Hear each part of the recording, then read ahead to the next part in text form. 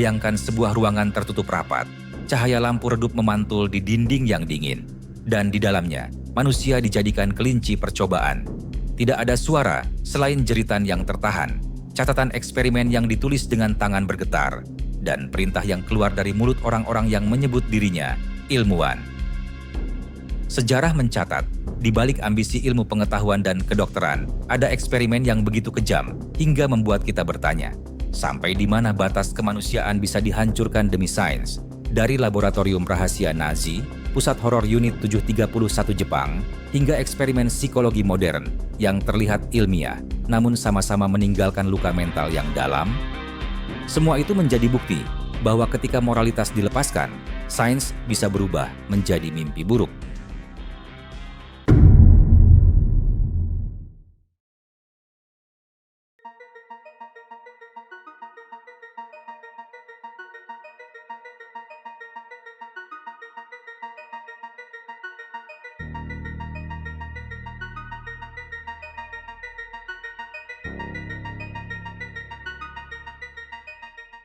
Di tengah kepulan asap krematorium Auschwitz, ketika jutaan orang Yahudi, Roma, dan tawanan perang digiring menuju nasib yang sudah ditentukan, ada satu sosok yang berjalan dengan jubah putih dokter, Joseph Mengele, pria yang kelak dijuluki Malaikat Maut.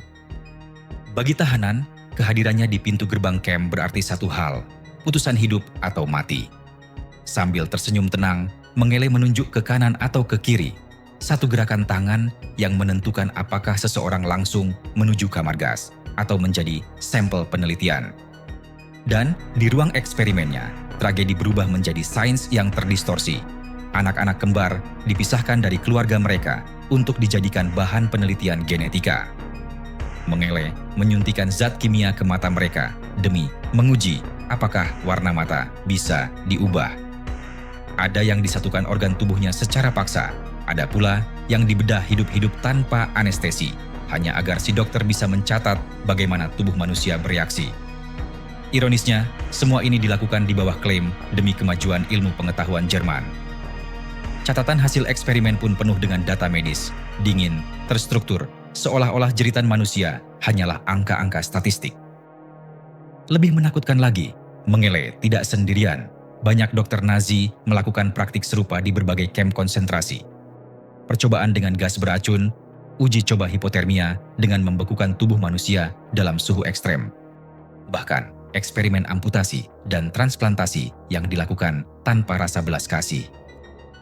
Yang membuat kisah ini semakin disturbing adalah kesadaran bahwa semua itu pernah dianggap sah, dilegalkan oleh ideologi, dan dijalankan dengan ketenangan seorang ilmuwan. Sains dipakai untuk membungkus kekejaman.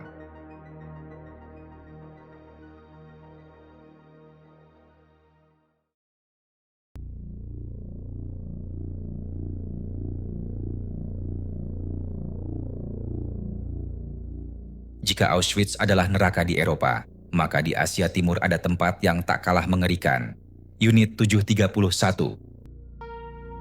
Fasilitas riset rahasia Jepang yang beroperasi di Harbin, Manchuria, pada tahun 1930 hingga akhir Perang Dunia Kedua. Dipimpin oleh Letnan Jenderal Shiro Ishii, tempat ini dibungkus dengan nama samar, Pusat Pencegahan Epidemi dan Penyediaan Air. Namun kenyataannya, itu adalah laboratorium kematian terbesar di Asia.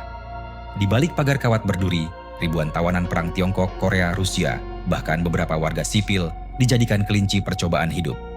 Mereka disebut bukan sebagai manusia, melainkan maruta, log kayu. Sebuah istilah dingin yang menghapus identitas kemanusiaan para korban. Eksperimen yang dilakukan di sana membuat bulu kuduk berdiri. Vivisection tanpa anestesi. Para tawanan dibedah hidup-hidup dengan organ-organ mereka diambil selagi mereka masih sadar demi mempelajari bagaimana penyakit menyebar di tubuh.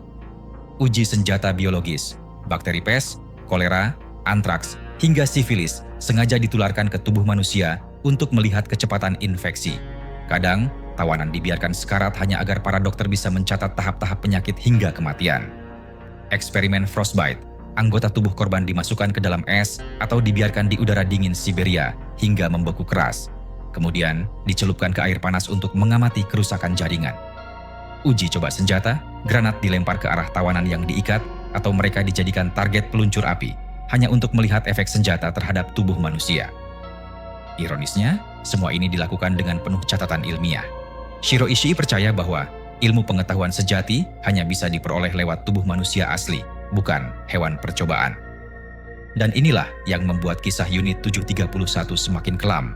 Setelah Jepang menyerah pada tahun 1945, para ilmuwan Unit 731 seharusnya diadili sebagai penjahat perang. Namun, Amerika Serikat justru memberi mereka imunitas hukum. Sebagai gantinya, data eksperimen biologi yang mereka hasilkan diserahkan ke Amerika Serikat untuk kepentingan Perang Dingin. Dengan kata lain, horor yang merenggut ribuan nyawa itu tidak pernah benar-benar diadili, malah berubah jadi hadiah riset.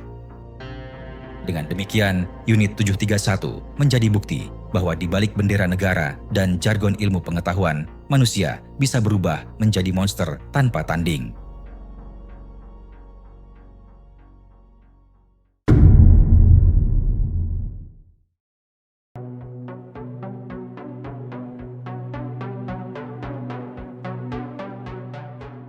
Jika eksperimen Nazi dan Unit 731 menunjukkan kebiadaban fisik, maka abad ke-20 juga menyaksikan eksperimen ilmiah yang mengguncang jiwa manusia.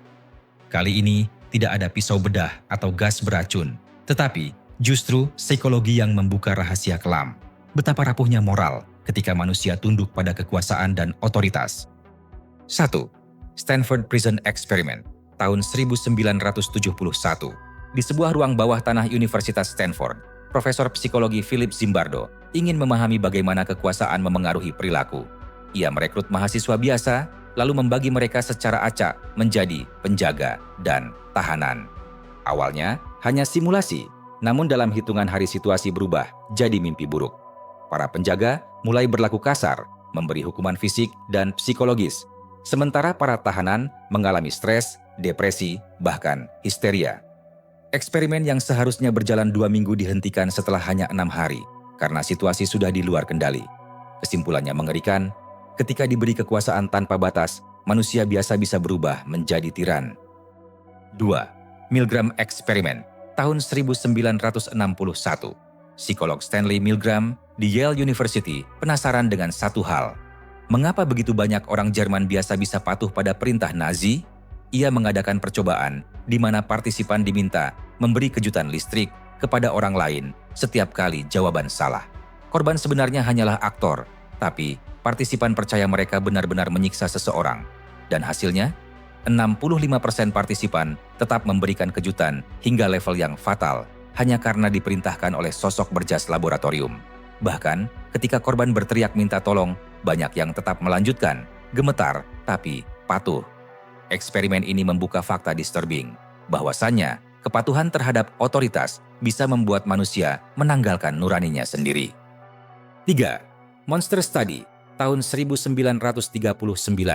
Di Iowa, Amerika Serikat, peneliti Wendell Johnson melakukan eksperimen pada anak-anak yatim piatu untuk mempelajari gagap. Sebagian anak diberi terapi positif dan dorongan, sementara yang lain dipaksa merasa mereka gagap, diejek, dipermalukan, dan dikritik keras setiap kali berbicara. Dan hasilnya tragis, anak-anak yang sebelumnya berbicara normal menjadi trauma, kehilangan rasa percaya diri, bahkan mengalami gagap permanen hingga dewasa. Dan lebih mengerikannya lagi, sebagian dari diri mereka tidak pernah pulih. Eksperimen-eksperimen ini tidak melibatkan darah atau pisau, tetapi meninggalkan luka mental yang tak kalah dalam. Sama seperti Nazi dan Unit 731, mereka membuktikan satu hal. Kengerian terbesar bukan hanya ketika manusia disiksa secara fisik, tetapi juga ketika batin dan moralnya dihancurkan.